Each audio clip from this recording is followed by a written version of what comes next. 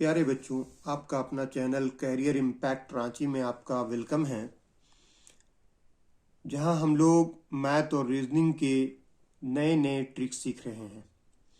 और इस वक्त हम लोग सचिवालय 2023 को एग्ज़ाम जो होना है उसके पॉइंट ऑफ व्यू से, और जो अभी बिहार में बीपीएससी की पीटी एग्ज़ाम्स होनी है जिसमें मेंटल एबिलिटी के क्वेश्चंस आएंगे, इसके पॉइंट ऑफ व्यू से आज का क्लास लिया जाएगा और क्वेश्चंस इसी तरह से बताए जाएंगे जो दोनों एग्ज़ाम्स को कवर करे, चाहे वो बीपीएससी मेंटल एबिलिटी के क्वेश्चंस हो या झारखंड सचिवालय 2023 में जो होना है उसकी हो। ये दोनों एग्ज़ाम्स को ध्यान में रखते हुए इसी तरह से सवाल को किया गया है सिलेक्ट कि दोनों एग्ज़ाम्स कवर कर ले। इससे पहले हमने 11 या 12 टेस्ट सीरीज चल चुका है जिसमें मैथ और रीजनिंग के लगातार हम नए नए क्वेश्चंस आपको दे रहे हैं। ये क्वेश्चंस गेस क्वेश्चंस हैं और हो सकता है कि हूबहू इसी तरह के प्रश्न आपसे पूछे जाएं एग्जाम में, या डेटा चेंज करके कुछ पूछा जाए, लेकिन क्वेश्चन का पैटर्न बिल्कुल इसी तरह से होगा। उम्मीद है कि आप सब बनाते होंगे। चलिए आज का सेशन शुरू करते हैं। आज का क्लास है मैथ्स। मैथ्स में देखिए, जैसे पहला सवाल दिया है कि if sine alpha is equal to half and cos beta is equal to half, then alpha plus beta is equal to. सवाल इंग्लिश में है लेकिन हम हिंदी में भी इसका अनुवाद कर देंगे।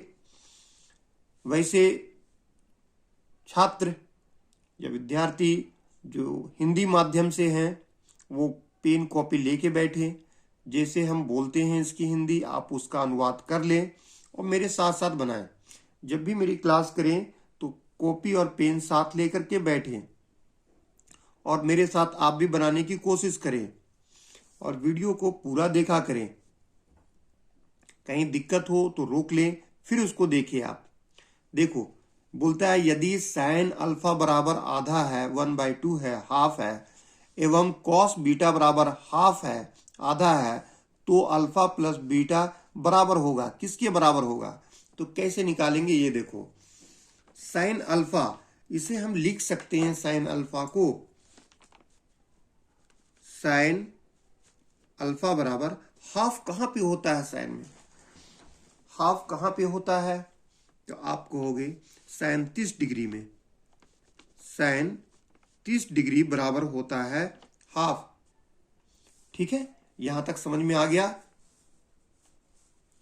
अच्छा जी, यहां से साइन साइन कैंसिल हो गया तो अल्फा बराबर कितना मिल गया? 30 डिग्री।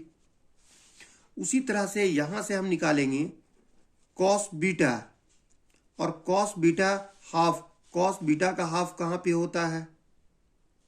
कॉस बीटा का हाफ तो ये होता है कॉस 60 डिग्री में। यहां से कॉस कॉस कैंसिल हो गया तो बीटा इज इक्वल टू कितना हो गया? 60 डिग्री। हमें निकालना है अल्फा प्लस बीटा, तो अल्फा प्लस बीटा, अल्फा का वैल्यू कितना है? 30 डिग्री। बीटा का वैल्यू कितना है? 60 डिग्री। दोनों को ऐड कर दीजिएगा तो ये हो जाएगा 90 डिग्री। तो इसका मतलब है कि अल्फा प्लस बीटा का मान 90 डिग्री के बराबर होगा। तो आप देखिए कौन सा ऑप्शन है। ए में दिया है 0 डिग्री, 30 डिग्री, 60 डिग्री, 90 डिग्री, तो ऑप्शन नंबर डी ये सही जवाब होगा। उम्मीद है कि समझ में आ गया होगा। बहुत ही सिंपल सा क्वेश्चन था ट्रिगोनोमेट्री का। ठीक है, चलिए अब इसके आगे नेक्स्ट। ये क्वेश्चन दे रखा है, सिंप्लीफिकेशन है। ये दिया है क्यूब रूट ऑफ 8, 8 का क्यूब रूट है, और square root of 16 divided by square root of 100/49 into cube root of 125 is equal to. इसका मान ज्ञात करना है। तो देखो 8 का क्यूब रूट होता है 2, 8 का क्यूब रूट 2, 16 का स्क्वायर रूट 4, भाग का सह नहीं यहाँ पे। 100 का वर्गमूल होता है 10 और 49 का वर्गमूल होता है 7 गुना 125 का घनमूल होता है 5, क्योंकि 5 को 5 से गुना करो 25, 25 को 5 से गुना करोगे तो 125। अब देखो, सबसे पहले बोर्ड मास में भाग वाले जो होते हैं वो काम किया जाता है। बोर्ड मास आप पढ़े हैं, तो बोर्ड मास क्या बताता है? बोर्ड मास बोलता है कि ब्रैकेट, उसके बाद ऑफ, उसके बाद डिवीजन। तो डिवीजन का काम, भाग का काम पहले करना, उसके बाद गुना। तो पहले ये होगा, तो इसको लिख सकते हैं 2/4। 2/4 है, यहां से ये गुना में बदल दोगे तो 7 ऊपर और 10 नीचे। ठीक है, अब गुना 5 हो जाएगा। अब कैंसिल कीजिए, 5 का 5, 5 दूनी 10, ये 2 इससे कैंसिल हो जाएगा, तो आंसर निकलेगा 7/4। अब 7/4 को देखो, ऐसा तो कोई ऑप्शन यहाँ नजर आ नहीं रहा, तो इसको मिक्स फ्रैक्शन में बदलो, मिश्रित भिन्न में। 4 का 4, 3 बचेगा 3/4। तो आंसर आ गया 1.3/4, 1:3/4। तो आपका ऑप्शन बी है। समझ में आ गया? सिंपल सा क्वेश्चन था, कोई बहुत टफ क्वेश्चन नहीं था। यहां तक किसी को कोई दिक्कत है? नहीं होगा? चलिए, तो बोर्ड मास का रूल फॉलो कीजिएगा जब भी सिंप्लीफिकेशन का इस तरह का सवाल आए। तो अगला सवाल है, a car can travel 21 kilometre in 28 minute. एक कार है, वो 28 मिनट में 21 किलोमीटर यात्रा कर सकता है। A car can travel 21 kilometre in 28 minute. एक कार 28 मिनटों में 21 किलोमीटर यात्रा कर सकता है। The distance will travel in 2.5 hour is. तो बताओ वो 2.5 घंटे में कितनी दूरी तय करेगा। और आपका आंसर दे रखा है किलोमीटर में, जो ऑप्शन दे रखा है सब किलोमीटर में है। तो देखो, अगर वो 28 मिनट में 21 किलोमीटर जाता है, ठीक है, तो बताइए 2.5 घंटे में कितना किलोमीटर जाएगा, यही तो पूछ रहा है। तो बहुत ही सिंपल सा क्वेश्चन है। यहां देखो 21 किलोमीटर 28 मिनट में जा रहा है, तो 28 से डिवाइड दे दो। ये मिनट को घंटा बनाने के लिए 60 से भाग दोगे, तो 60 से जैसे ही नीचे भाग दोगे ये टर्न करके ऊपर चल जाएगा। ठीक है, ये निकल गया 1 घंटे का। हमें 2.5 घंटा का निकालना। 2.5 घंटा को लिख सकते हो इस तरह से, 2 दूनी 4 और 1 5, 5/2, 2 2 जा 4 + 1 5, 5/2। तो इसको गुना कर दो 5/2 से। बस इतने ही काम करना है। अब देखो, 7 चौके 28, 7 तिया 21, यहां से कट जाएगा 4 1 4, 4 15 ही 60, 4 1 जा 4, 4 15 जा 60 हो गया। अब कुछ और कट रहा? नहीं कट रहा।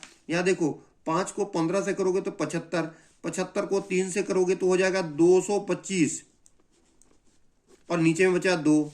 जब 225 को 2 से भाग दोगे तो आएगा 112.5 इतना किलोमीटर। मतलब 2.5 घंटे में वो कितनी दूरी तय करेगा? तो 112.5 किलोमीटर की दूरी तय करेगा। समझ में आ गया?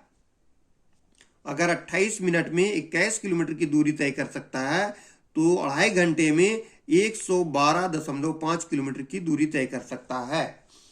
If A car travel in 21 kilometre in 28 seconds, it means 2.5 hour it can travel in 112.5 kilometre. तो आपका ऑप्शन हो जाएगा बी। ठीक है, चलिए तीसरा सवाल देखिए, बहुत ही आसान सवाल है। बोलता है, if s is equal to 2 + 4 + 6 + 8 up to 1000, then value of s is. बोलता है अगर s बराबर दिया हुआ है 2 + 4 + 6 + 8, इस तरह से 1000 दिया हुआ है, then value of s is. तो s का मान ज्ञात कीजिए। s का मान क्या होगा? इसका मतलब है सिंपली सबको जोड़ दीजिए, जो आएगा वो s का मान होगा। तो तो एस का मान कैसे निकलेगा? बहुत ही आसानी तरीके से हम लोग निकाल सकते हैं। कैसे? वो देखो, एस निकालना है तो क्या करोगे? एस का मान ये देखो कि कौन सी संख्या है। तो ये जो संख्या जो दे रखा है ये है सम संख्या, इवन नंबर। और इवन नंबर हमेशा, इवन नंबर कहते हैं किसको है? 2, 4, 6, 8, 10, इसको इवन नंबर कहते हैं। और इवन नंबर दे रखा है कहां तक के? 1000 तक के। तो इसमें नंबर ऑफ टर्म्स कितना है? पहले नंबर ऑफ टर्म्स निकालो। तो नंबर ऑफ टर्म्स कैसे निकलता है? जो लास्ट टर्म है इसको 2 से भाग दे दो, निकल जाएगा नंबर ऑफ टर्म्स। मतलब पदों की संख्या कितनी है? 500 है। अब इसका योग ज्ञात करना है तो बहुत आसानी से कर लोगे। जितना पद दिया हुआ है, पद कितना है? 500, इसके अगले पद के साथ गुना कर दो, मतलब 501 के साथ। सम निकालने का ट्रिक क्या है? जितना पद दिया हुआ है पद लिख दो, और इसके अगले पद, इसका अगला पद जितना भी है, जैसे 500 निकला पद तो 501 से गुना कर देंगे। 100 पद होता तो 101 से गुना कर देते हैं। 50 होता तो 51 से गुना करते हैं। अब इसको गुना करके देख लो कितना आ रहा है। 5 1 है 5, 5 0 0, 5 5 25। अब 2 0 और बढ़ जाएगा तो आपका निकल गया 2,50,500। तो ऐसा आ रहा है 250, कहीं से भी 250 स्टार्ट नहीं है तीनों में से, मतलब आपका ऑप्शन डी होगा, नन ऑफ दीज, इनमें से कोई नहीं। क्लियर है? कहीं पर भी कोई दिक्कत नहीं है ना? चलिए आगे नेक्स्ट क्वेश्चन को देखते हैं हम लोग। बोलता है 3/4 of 68 is less than 2/3 of 114 by. ये सवाल भी बहुत ही आसान है। सवाल को समझना जरूरी है। सवाल को बनाने से पहले सवाल को एक बार समझने की कोशिश करें। सवाल एक बार अगर समझ जाएंगे तब तो आसानी से बन जाएगा, और अगर हम सवाल ही नहीं समझे तब तो बनेगा नहीं। सवाल बोलता क्या है, और अंग्रेजी से कभी मत घबराएं। क्वेश्चन चाहे तो either the question is given in English और the Hindi, it doesn't matter, always try to understand, सिर्फ समझने की कोशिश करो।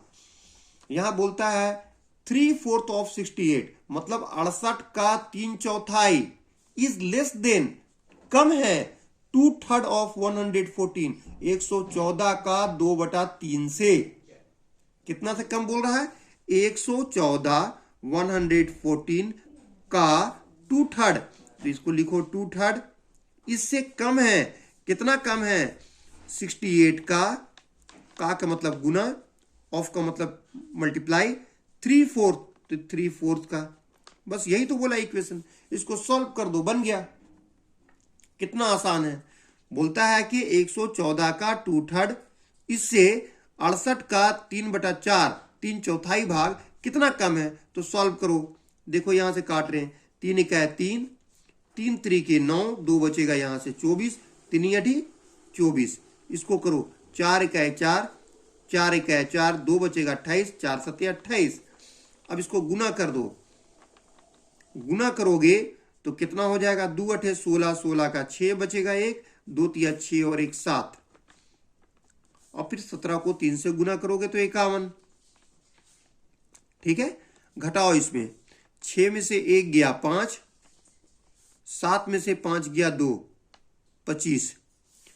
तो इसका मतलब है कि 3/4 of 68 is 25 less than 2/3 of 114। इसका मतलब 114 का 2/3 जो है उससे 68 का 3/4 25 कम है। तो आपका ऑप्शन हो जाएगा ऑप्शन नंबर बी। कितना आसानी से बनता है सवाल। कोई ऐसा एक सवाल नहीं होगा जो बने नहीं, सब सवाल बनेगा। अगर किस्मत आपका खराब रहेगा तभी हो सकता है कि 20 रीजनिंग और 20 मैथ में से कोई एक आध सवाल छोड़ दे, वरना जितनी भी क्वेश्चंस हैं सब क्वेश्चंस आप आसानी से बना लेंगे। अब ये डिपेंड करता है आप में कि आप कितना प्रैक्टिस करते हैं, जो आपको बताया जाता है उसको फॉलो करते हैं कि नहीं।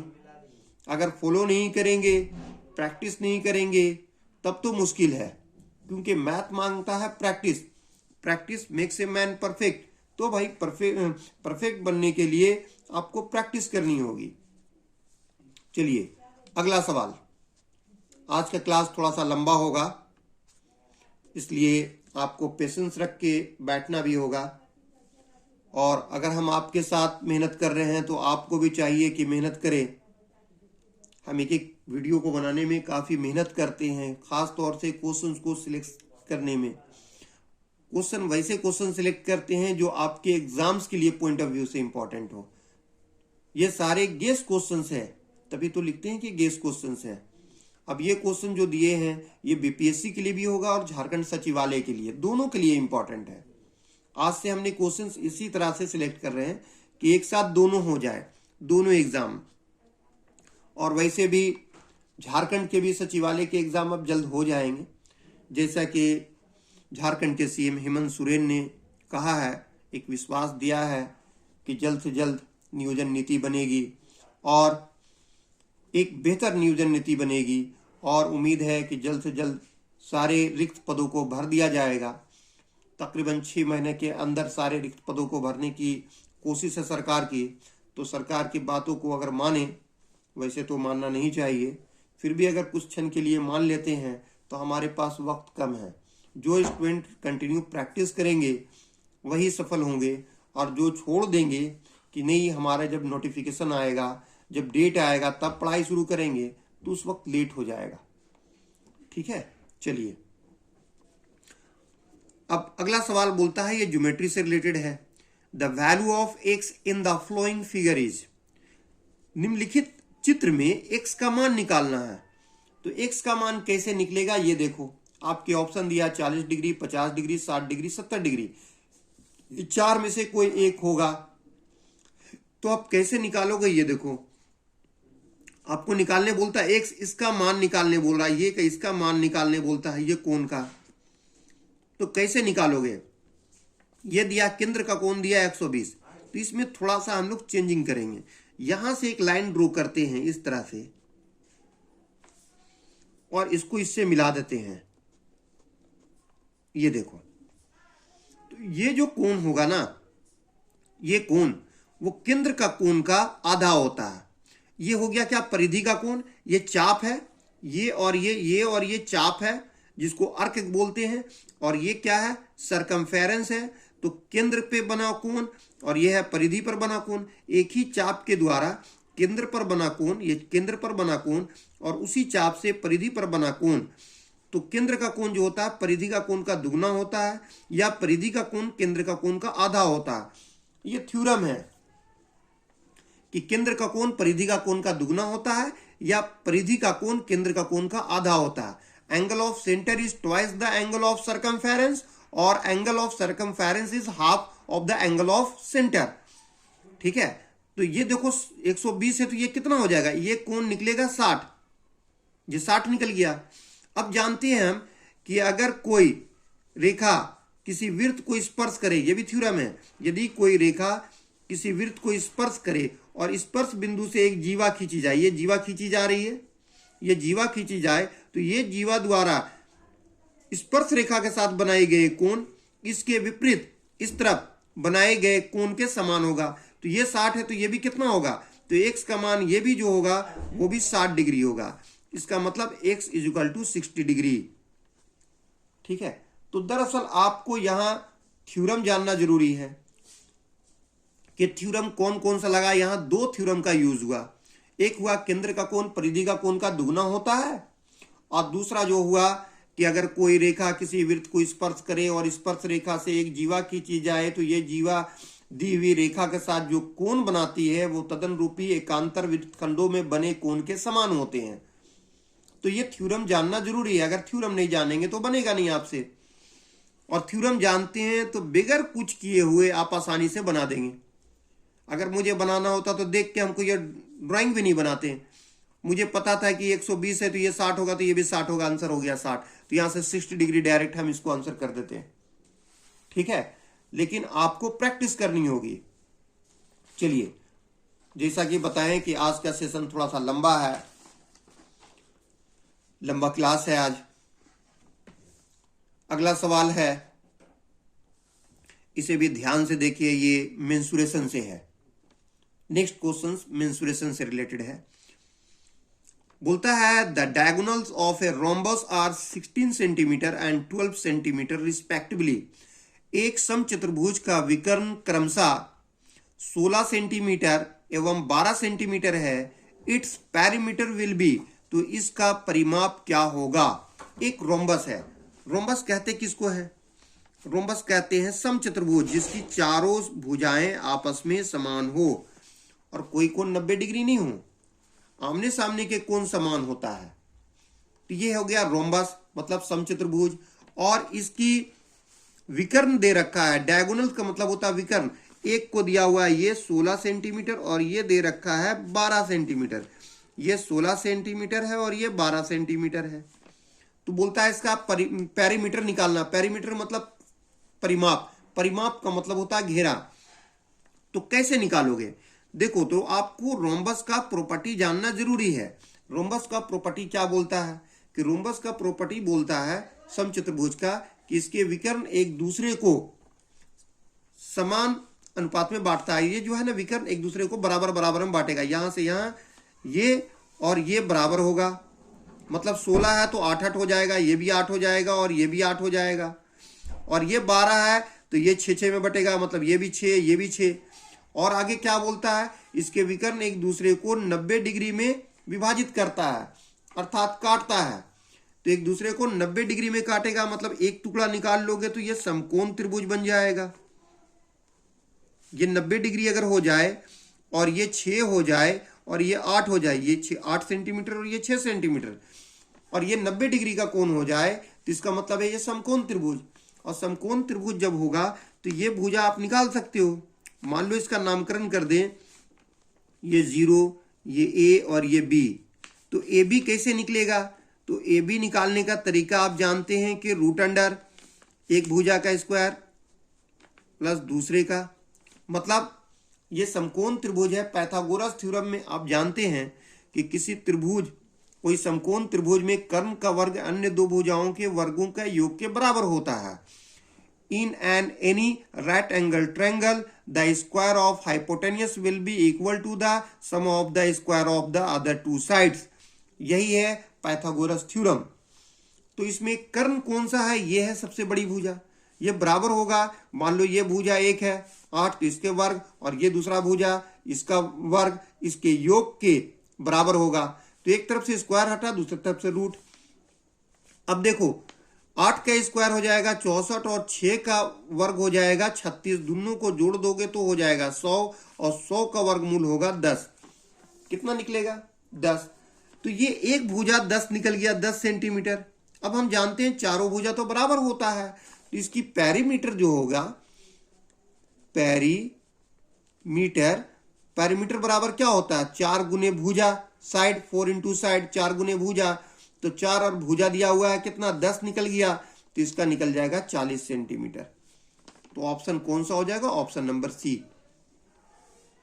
ठीक है, तो ये सवाल आपको हम इसलिए बना के इतना दिखला रहे हैं ताकि आप समझ जाएं और कॉपी में नोट कर लें इन सब चीजों को। वरना तो ये देखने से ही पता चला कि 16 है तो मुझे पता है कि 8 होगा और ये 6 होगा, और 8 और 6 होता है तो इसका हम लोग विकर्ण आसानी से निकाल सकते हैं। 8 का स्क्वायर 64 और 6 का 36, दोनों को जोड़ेंगे 100, 100 का वर्गमूल 10। तो भुजा 10 हो गया तो चारों का होगा 40, निकल गया 40। तो बगैर पेन उठाए हुए भी आप इसको बना सकते हैं, लेकिन ये तभी संभव है जब आप इसकी रूल्स को जानेंगे। क्वेश्चन देख के समझ में आना चाहिए कि ये किस चैप्टर का क्वेश्चन है और ये क्या बोल रहा है क्वेश्चन अगर समझ गए तब तो आसानी से बन जाएगा, और नहीं समझे तो बहुत ही मुश्किल है। चलिए नेक्स्ट क्वेश्चन की तरफ चलते हैं। दूसरा सवाल है, ये पैप एंड सिस्टर्न चैप्टर से है। A pipe can fill a tank in 15 our.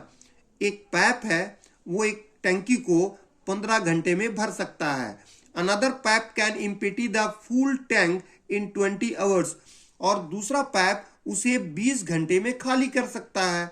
If both pipes are open simultaneously, अगर दोनों पैप को एक साथ खोल दिया जाए, then time taken to fill the tank, तो बताओ टैंक को भरने में कितना समय लगेगा। बोलता है कि एक टैंक है, ये मान लो टैंक है, एक तरफ से पानी भरा जा रहा है, इस तरफ से पानी भरा जा रहा है, और एक तरफ से पानी खाली हो रहा है, ये खाली हो रहा है, निकल रहा है, ऊपर में भर रहा है कितने देर में, तो 15 घंटा में भर सकता है, जबकि 20 घंटा में इसको खाली कर सकता है।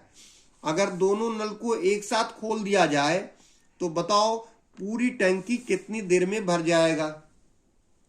अगर आप सवाल जानते हैं, कॉन्सेप्ट आपका क्लियर है, तो इस तरह के सवाल को आप देखते के साथ ही आंसर दे देंगे। और अगर कॉन्सेप्ट ही क्लियर नहीं है और आप जानते ही नहीं है तब तो मुश्किल है थोड़ा सा।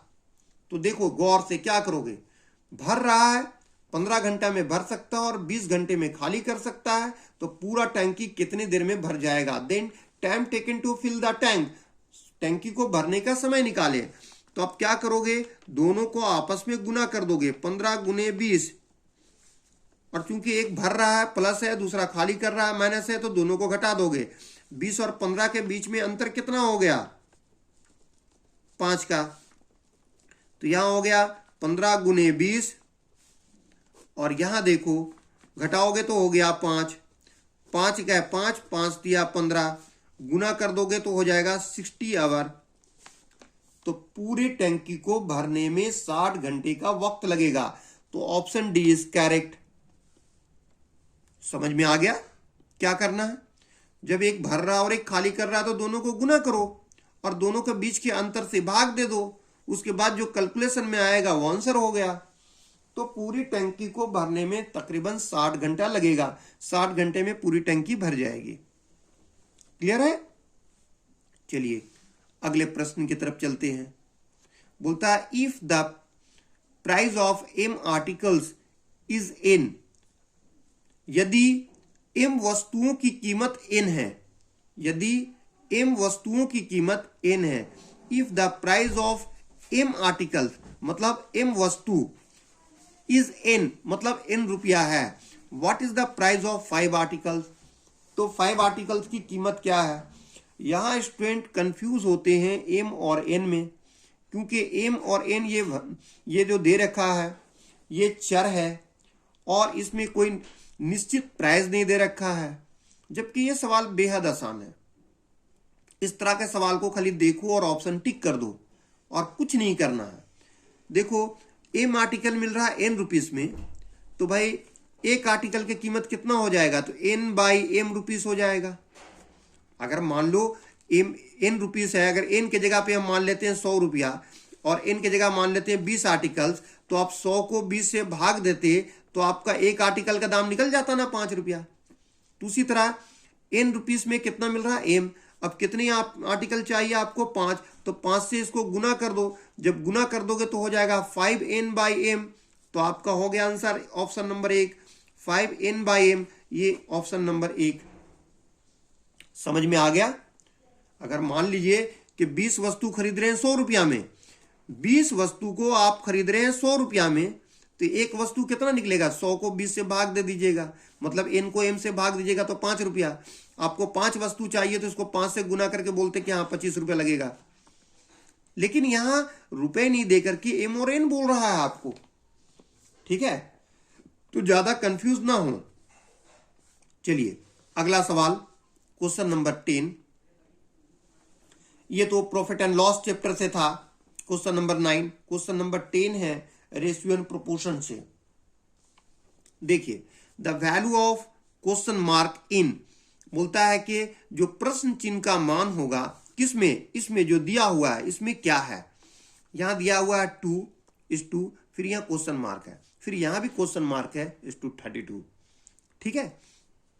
तो हम जानते हैं कि इसमें 4 टर्म है, 1 2 3 4, 1 2 3 4, 4 टर्म है, हिंदी में बोलते हैं पद, प्रथम पद, द्वितीय पद, तृतीय पद, चतुर्पद। तो हम जानते हैं कि फर्स्ट और लास्ट इन दोनों का जो प्रोडक्ट होता है, इन दोनों का प्रोडक्ट और सेकंड और थर्ड का जो प्रोडक्ट होता है वो आपस में बराबर होता है, ठीक है। रूल है कि फर्स्ट और last, the product of first and last is always equal to the product of second and third. It means प्रथम एवं चतुर्थ का गुणनफल द्वितीय एवं तृतीय का गुणनफल के समान होता है। तो इसका मतलब है कि ये दोनों को गुना कर दोगे आप, तो question mark into question mark, तो ये हो जाएगा कितना, 2 गुने 32 होगा कि नहीं? और दोनों को ये गुना कर दोगे तो क्या होगा? क्वेश्चन मार्क का स्क्वायर, और 32 को 2 से गुना करोगे तो 64। अब ये क्या होगा? Question mark 64। एक तरफ से स्क्वायर हटाओगे तो दूसरी तरफ क्या चढ़ेगा? रूट, और रूट 64 बराबर क्या होगा? 8। ठीक है, रूट 64 का क्या होगा? 8। तो यहां पर देखो क्वेश्चन मार्क की जगह पे कितना निकल गया आपका वैल्यू? कितना निकल गया इसका वैल्यू? इसका वैल्यू निकल गया 8। ठीक है, तो हमें यही तो पूछ रहा था कि प्रश्न चिन्ह के स्थान पर क्या आएगा। पहला ऑप्शन दिया 64, दूसरा 34, तीसरा 30, चौथा दिया हुआ 8, तो 8 आ रहा हमारा। तो option number D is correct answer. बहुत ही सिंपल था। ठीक है, और आप जानते हो तो इसको एकदम डायरेक्ट इस तरह बना सकते थे। 32 को 2 से गुना करोगे 64, ये दोनों को गुना कर रहे हो तो स्क्वायर हो जाएगा। 64 का स्क्वायर 8, 8 आंसर हो जाएगा। लेकिन हम आपको बना के दिखला रहे हैं कि क्वेश्चन देखो बनता कैसे है, और जब आप थोड़ी सी प्रैक्टिस कर लोगे तो आप बिगर देखे हुए बना सकते हो। ठीक है, चलिए अगला सवाल। यह सवाल दे रखा है पार्टनरशिप चैप्टर से। A, B and C hire a meadow for 350 rupees if they use it for 6 hours, 10 hours and 12 hours respectively, then rent paid by C will be। यहां दे रखा है कि ए, बी, सी तीनों मिलके एक हायर करता है। हायर मतलब किराए पर लेता है। क्या चीज? मेडो लिखता है। इसे एक किराए पर लेता है 350 रुपया में। कितना लेता है? 350 रुपया में। तीनों मिलकर के 350 में इस चीज को लेते हैं। If they use it for 6 hour, 10 hours and 12 hour, अगर वो इसका इस्तेमाल कर रहे हैं कितना कितना घंटा? 6 घंटा, 10 घंटा और 12 घंटा। तीनों का अलग अलग है ना। ए कर रहा है 6 घंटा, बी कर रहा है 10 घंटा, सी कर रहा है 12 घंटा। अगर ये कर रहे हैं तो बताओ सी को कितना पेड करना होगा? सी कितना पैसा पेड करेगा? यही तो पूछ रहा है। Then rent paid by C will be, तो कितना पैसा सी पेड करेगा? तो देखो इन सबका अनुपात निकाल लो, कौन किस अनुपात में उसका इस्तेमाल किया। तो यहां से देखोगे 2 तिया 6, 2 पचे 10, 2 छक 12। ठीक है, अब टोटल कितने पैसा में लिया गया था? 350 रुपए में। सी का निकालने बोल रहा है। सी का कितना है? तो सी का यहां से देखो सी का कितना है? तीसरा नंबर पे है 6, तो 6 लिख दो, 6 से गुना कर दो। और टोटल अगर हम लोग जोड़ेंगे तो 6 और 5 11, 11 और 3 14, 14 से भाग दे दो। अब देखो यहां से 7 दूनी 14, 7 पचे 35, 1 0, फिर 2 से कट जाएगा, 2 1 है 2, 2 25 से 50। अब 25 को 6 से गुना कर दोगे तो 150, 150। इसका मतलब है 125 रुपए में, 150 रुपया, 150 रुपया सी पे करेगा। क्लियर है? चलिए आखिरी का 2 सवाल ध्यान से देखिए। The average of 3 number is 12। 3 संख्या का औसत दिया हुआ है 12। If 2 of these numbers are 13 and 15, और इनमें से 2 संख्याएं 13 और 15 है, देन थर्ड नंबर इज, तो तीसरी संख्या क्या होगी? देखो बहुत ही आसान है, एकदम चुटकियों में बना सकते हो आप। 3 संख्याओं का औसत कितना है? 12 है। तो 3 संख्याओं का योग निकालना तो कैसे निकालोगे? 3 को गुना कर दो औसत के साथ, तो निकल गया 36। ठीक है, और उनमें से 2 संख्या कितना है? 13 और 15 है। दोनों को घटा दो, 13 जोड़ 15, दोनों को जोड़ के घटा दो, निकल जाएगा तीसरा से। तो 36 से दोनों को जोड़ोगे 3 और 5 8, 1 और 1 2, 28। तो 36 में से 28 गया तो 8। तो इसका मतलब है तीसरी संख्या जो है वो 8 है। क्लियर? कितना आसान था सवाल, यह औसत चैप्टर से था। चलिए आखिरी सवाल, इसे ध्यान से देखिए। आप छोड़ दे सवाल को, क्या आप बना लेंगे? सिंपल सा जोड़ घटाव से सवाल है ये, सिंप्लीफिकेशन का।